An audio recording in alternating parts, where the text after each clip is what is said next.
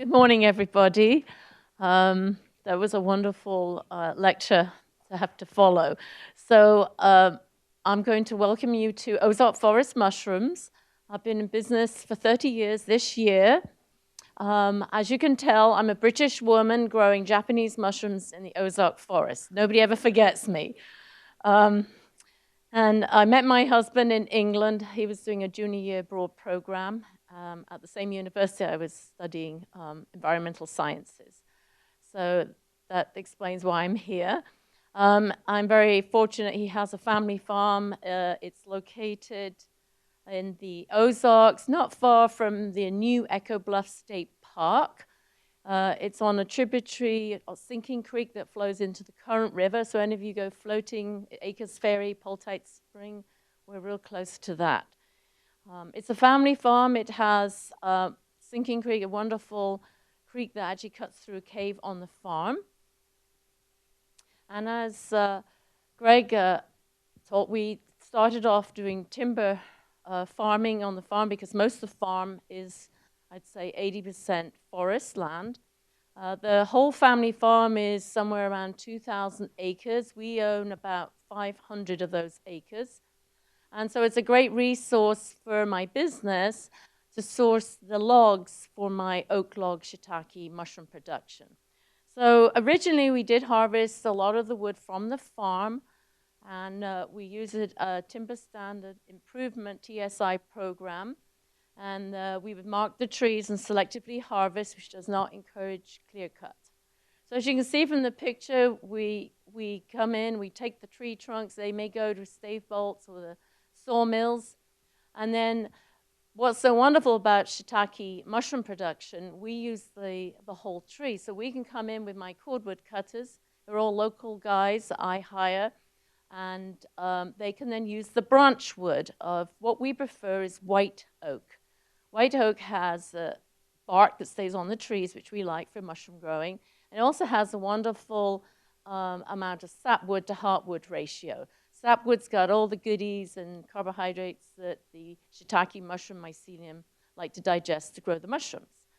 So after we finish out in the woods, as you can see, we have this whole kind of whole tree philosophy, and you've just got a little branch wood left there to rot down in the woods. So right now we have just started on the farm cordwood cutting, and I've got like 2 or 3 guys that come in. Right now we're not cutting wood on the farm because we did do a forest audit. We cannot cut there for several more years until the forest recovers. So right now we're very lucky. Our next door neighbors are Pioneer Forest, which was one of the largest forest landowners in Missouri. They have over 100,000 acres. So we're sourcing some of the wood from them and also from a plot with the Missouri Department of Conservation as well. So there you go. Our farm is very Ozarky. We have a greenhouse there, a little small greenhouse, which we call the inoculation tent. I'm going to run through just really a quick précis of how we grow the mushrooms. I'm not here to teach you how we grow the mushrooms, but just give you an idea so then I can get on to the value-added product section of the talk. A lot of people don't really understand how you grow the shiitake mushrooms. So here I am. Here's the cordwood. They're 4-foot lengths that come in. And we have a drill hanging down there with a bungee cord, an inoculation table. You can see in the front there on the table, there's an old, what you call them, a pancake warmer with cheese wax in it, which we warm up.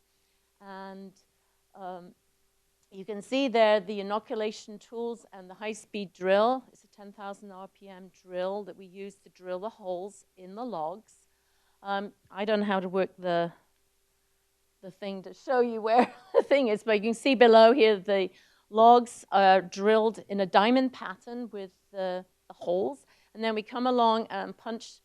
You can see down up at the top, this is like 28 years ago in our younger years, drilling the holes on the table. We then plug in the spawn with a tool, which is not shown there, and then we seal the entrance of where we plug in the spawn with hot cheese wax, which keeps the spawn from drying out. So last year we did 6,700 white oak logs. And that's what we're going to hopefully do this year, and hopefully more. So we like to get the wood when the sap is down, which is any time after Thanksgiving all the way through to, say, March, depending on the weather. You want the sap down because you want to introduce the shiitake spawn into a non-growing log. The shade house is designed so that it's about 70–80% shade. You don't want to put the logs out in full sun. Ultraviolet light will kind of kill the spawn. So we do have overhead sprinklers in there, and we'll sprinkle them if the weather's dry. You want to keep a high moisture content in the logs. So after maybe 6 months, once we hit the summer, so imagine we've inoculated those logs in January, and by maybe June, May or June, depending how warm the weather is, we should start seeing some spawn run. And you can see those little white patches on the edges of the logs, which, if you're a mushroom farmer, after 6 months, you want to see that. If you don't see that, then you don't have good spawn run, or the spawn that you bought is not good. So we do buy spawn from a well-renowned mycological consultants called Field and Forest Products up in Wisconsin, which we're going to go up to see this weekend to pick up more spawn. And we grow about 5 or 6 different varieties of shiitakes. We have a cold weather strain, a warm weather strain, and a strain that we use in the greenhouse, which is more wide range. So we stack them in this crib stack form so that there's enough ventilation, but also a great place for spawn run. All right, so how do you grow the mushrooms? So after about 9 months to a year, we soak the logs in these cattle tanks for 24 hours. We're very fortunate. The water in the Ozarks is a lot spring-fed or well-fed, and it's all about 55 degrees Fahrenheit. So the whole idea of mushroom production is you want to give them a temperature shock and a moisture shock. And so putting them in these cold water cattle troughs for 24 hours does that. So we take them out, and then we stack them. This is our outdoor production in a pine forest, and we stack them in kind of an A-frame. And then you see the blankets. We put humidity blankets over the top of the mushroom logs. That forms like a little microclimate. We do overhead mist them, and depending on the humidity and the outdoor ambient temperature, you'll get mushrooms in the summer, maybe from 5 days after taking them out of the tank. In the fall, if it's cool, it might take up to 2 weeks to get the mushrooms. There's me picking them. So during the summer, we may soak up to there's 50 logs go in a tank, and we'll probably soak up somewhere around 12 to 15 tanks a week. So you want to pick the mushrooms ideally when the cap is now 75% open, or it's slightly curled. It's great shelf life. The gills on the mushrooms don't get bruised. And our main market, I should say 80% of what I do, I sell mushrooms to chefs in catering companies, hotels, CSAs, farmers markets. So what do you do in Thanksgiving when the temperature drops to 25? The logs become dormant. The snow falls on them. That's not going to hurt them. We'll produce mushrooms off a log from 3 to 5 years, depending on the diameter of the log. So we applied for a SARE grant to invest in a furnace to heat a greenhouse that we put up. I can't remember how long ago it was now. It's probably 15 years ago. So we built that greenhouse in the ground to hopefully maintain a more constant temperature. Unfortunately, we hit a quartz vein, and the greenhouse wasn't as deep as we wanted it to be in the ground. So here's Dan, my husband, who's here today, loading up spent mushroom logs in the furnace, which heats the greenhouse. We have a radiant floor slab in the greenhouse, which keeps the temperature of the greenhouse above freezing. Even on like 0-degree days, we've managed to keep that greenhouse above freezing. So this is what it looks like inside the greenhouse on a very cold January day. I just took this picture the other week. We stack the logs in the greenhouse, we put the blankets on, and then at night I put them to bed and I put the insulated foil bubble wrap blankets over them, which then traps the heat that's radiating up from the floor and keeps that little microclimate going on under the blanket. So there's us picking. There's my farm manager on the left, David Enlow, who's been with me for 20 years. And there's my son, Henry, on the right, who's here today, picking mushrooms indoors during the winter. There's me on a Sunday morning, looking a little tired and sleepy. As you can see, we get, on the first flush, which those are, you can get really heavy cropping of mushrooms. We do have some on display out in the exhibition hall, and we do have some products for sale if you're interested. So there you go. There's the greenhouse, the shade house on a really cold, snowy day, and I've got mushrooms. We don't get the huge volume that I get growing outside in the woods, but I might get 100 pounds or so of mushrooms a week out of that greenhouse. We also grow oyster mushrooms in the greenhouse, which I'll talk about next. These are gray oysters, and then we've got some yellow oysters. We've made like a little tent inside the greenhouse. They need a much higher humidity, like 90%, so we have misters going on inside this little tent. And we grow brown, gray, and yellow oysters on bags, which we bring in as ready-to-fruit bags from a company. So there's David. There you can see the shiitake logs are in the background, and there's my little mushroom oyster tent on the left.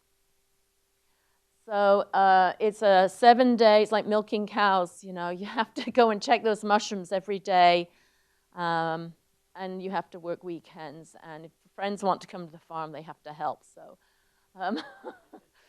and then we have visiting farmers came to visit as well. So yeah, you always put friends to work. If they don't want to come to the farm and help, they don't come. So the other thing you can do, so we kind of added a value to our cordwood by growing mushrooms. So I pay like 65 cents for each piece of cordwood to the cordwood cutters. And then if you work it out, I get maybe a pound of mushrooms, give or take, from each log. I get like not quite $10 a pound for the shiitakes, and I get mushrooms for about 3 years off that log. So think of the added value of growing mushrooms on that cordwood. The other thing you can do, I also buy in other mushrooms from other farmers, wild mushrooms, and I sell them in these beautiful combo boxes to chefs. They go crazy when they see these. So you're adding value by buying in other mushrooms as well. There's the wild mushrooms we get in, obviously from Missouri, morels, which everybody goes crazy for. There's the chicken of the woods there. There's a huge hen of the woods there that somebody bought in for me. So we do sell a lot of local wild mushrooms along with the mushrooms that we grow. So I've become a grower and a distributor. A lot of chefs would say to me when I go, like, if you got something else, and I would go there and sell $50 worth of mushrooms to their kitchens, and now I'm selling $150 worth of mushrooms because they're buying these other products that I'm distributing along with my mushrooms. And also keeps my cash flow going, especially during the winter months. We don't have as many mushrooms to sell. So there we are. We're starting to think about value-added products. My big story is how'd you get into value-added products? In '93, we had the 100-year flood at the farm. We had a foot of water in our house. The creek was up 16 feet above its normal level, and it went into my mushroom grove. So every log thought it had been in the soaking tank. This was like November, whenever it was, early November. And so we got this massive flush of mushrooms. And so we got into drying mushrooms. So here they are, sliced, and the whole caps. We removed the stalks because they're inedible. There's the mushroom dryer. So when you dry a mushroom, it's probably like 1 ounce dried mushroom is about half a pound of fresh mushrooms. When you dry a mushroom, you increase its flavor. That's why it's so great in soups and stocks and gravies. So here's the grades. And I'm Thrifty Nikki. I grew up with parents that lived in the Second World War in Britain. We never threw any bread away or old apples. We ate everything. So and also money-wise, I'm not going to throw those mushrooms that got damp or there's something wrong when we can dry them. So here's the 3 grades of mushrooms. And you can see these out in the exhibition hall. We got a grant from Agri-Missouri to help me with some of the packaging. And these little boxes are wonderful because they tell you the farm story. They tell you how we grow the mushrooms and that we support local people in the area and that we hire. And also, we tell you how to use the mushroom. So I came up with these mushroom meal boxes because a lot of Missouri people, when I started doing this in the late 90s, did not know how to use dried mushrooms. I'd sell them a box of dried shiitakes, and like, well, what do I do with that? And I'd give them a recipe sheet. So we came up with the little meals, and because shiitakes are an Asian mushroom, and I've traveled a lot in Asia myself, in India, Thailand, Japan, came up with these kind of oriental meals. We also did gift boxes, and we cross-market with some local rice that's from the Boot Hill, Martin rice. We also sell other mushrooms that are not mine, which we also package. I also got into doing blends. See the medicinal mushroom up there? I grow the shiitakes and the oysters. We dry them, and then I blend them with some dried maitake and dried wood-ear, which I buy in. So medicinal mushrooms are definitely in right now. And then we do the bulk bags at the farmer's market, the 3-ounce bags. So you can see you've got Woodland Medley there, which is another blend of mushrooms. They've got my shiitakes and oysters in there, and then we put in some dried porcinis, dried morels, and a few chanterelles. So we're kind of adding value, again, to my dried mushrooms in the bag and making it more interesting and expanding my number of dried mushrooms I can sell. We also do mushroom powders. We do a mushroom blend. This is a porcini powder I buy, but we couldn't find a photograph to show the mushroom rub for the PowerPoint, so you can see that up in the exhibition hall.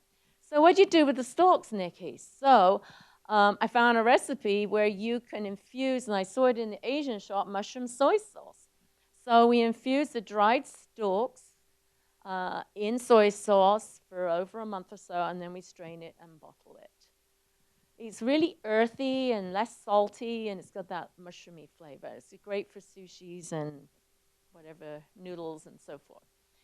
And certain times a year for farmers markets, for CSAs, we do a mushroom pate. I hired a chef that works for me, and he helped me put together a recipe for this. And we do a lot of shows. We came out with some Japanese pickles. And here they are packaged.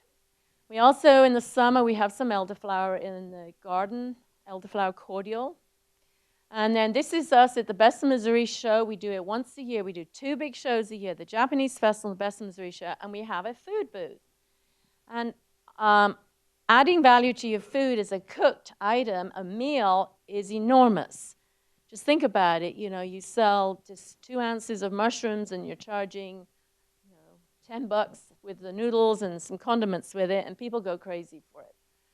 And here's my best customer. He's the candy man, like a clown that performs, and he always comes to our booth to eat our mushrooms. So I always feel that's a great pat on my back to have him come and eat. There's more Japanese shiitake mushroom pickles with daikon radish. Here's the Buddha's Delight and a teriyaki mushroom dish that we do. Oops, I missed one. And then our famous, oops, I jumped one. How did I go back? We have the famous coconut Thai mushroom soup, which is always greatly received. And people say they actually go to the show just to get that soup. So another crazy value-added thing, what do I do with all my old oyster bags? We compost them and make compost, and then I got a grant from NRCS, and we got a mobile greenhouse, and I grow specialty greens in there, which I kind of make pestos and spicy greens out of. Here's me making the pestos, and we do truffle butters. Oh, sorry. And then there's Henry and I at the local farmers market. selling fresh mushrooms, value-added products, recipes. And I find the farmer's market is the best way to talk to your end consumer and find out what they like and they don't like, or what they don't understand. And it's great to sell direct. And not, chefs are a different type of customer, but the actual general public is really your biggest marketing information as far as I'm concerned. How am I doing for time? Oh, not too bad. Here's our little grow your own log kits. We sell those at shows, which is another great way to add value to your log. And also it's a great way to cross-market and educational, so people can see the fresh mushrooms, you can see the dried, and we also have the photographs of the farm and ways of using the products. We had an open house here after I got the SARE grant on the farm. So we've done a lot of that, and I think the Missouri Department of Agroforestry has been to our farm. Missouri Extension, we do a few tours every now and again. So here's the then. There's my children who are now nearly 30 and 27. There's Henry as a child with the largest shiitake mushroom I ever found in the grove. And here he is, 27 years of age, kind of getting interested to come back home all the way from UC Davis, talking about young farmers. He's interested in making the spawn bags for me out of sawdust. So there's another value-added product. So we'll see what happens on that front. There's me 30 years ago. And there am I now, looking very Ozarky in the greenhouse with the logs. I got some great newspaper articles just recently done in all the food magazines in St. Louis. Here's me in the Sauce magazine and also in the Feast magazine. And you notice here in the corner, superior shiitakes. What sets me apart from anybody else growing shiitake mushrooms? We grow them on oak logs. Most of the mushrooms you see in the store are grown on sawdust blocks. And they're kind of like an heirloom mushroom. They're like a totally different animal as far as I'm concerned. Different flavor profiles. And people really like to buy mushrooms from you, the farmer, and put a face to the mushroom and the farm story. Here's the other thing that's funny enough, somebody was talking about earlier this morning. We do agritourism. We have a little farm Airbnb. And if you rent that, you get a free mushroom tour and a free bag of mushrooms in your fridge. So if you want to come and see the booth up in the exhibition hall, we got some information up there. You can buy a few products if you like. I think the only place we sell to in Columbia here is Broadway Brewery buys some of our mushrooms, and the what's the other place? Oh, University Club here on campus buys our mushrooms. So I hope I covered everything. Any questions?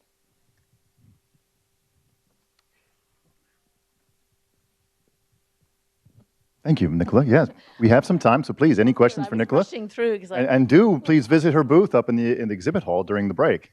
Yes. Thank you. Those look wonderful, and I look forward to trying them.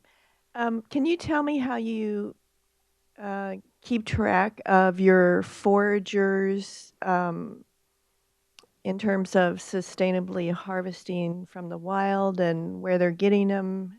How do you regulate that? Yeah, well, I trust them. They're trained. They know where they can go and what not go.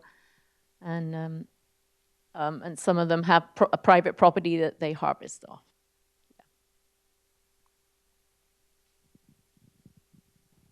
And some of the stuff we find on our property too. So, yes.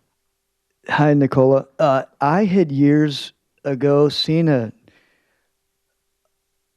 little clip about mushroom use in the auto industry for as a sustainable foam alternative. Oh, right. And I didn't know certainly you're diversified enough, but I didn't know if that was another thing to throw into your idea bag.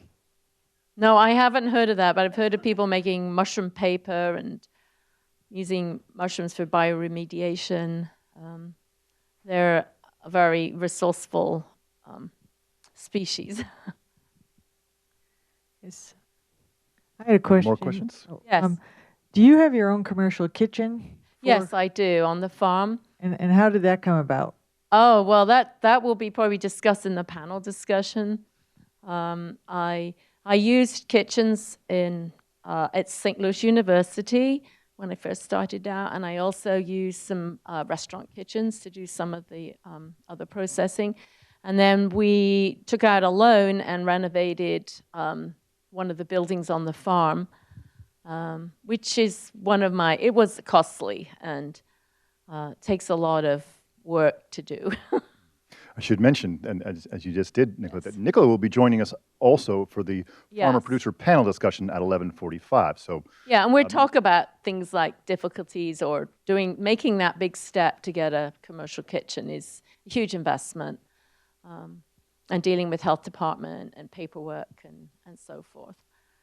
right, we're going to hear about some of the challenges and the decision process of a producers like yourself getting into value added at the 11:45 panel. I think we have time for one more question, so please.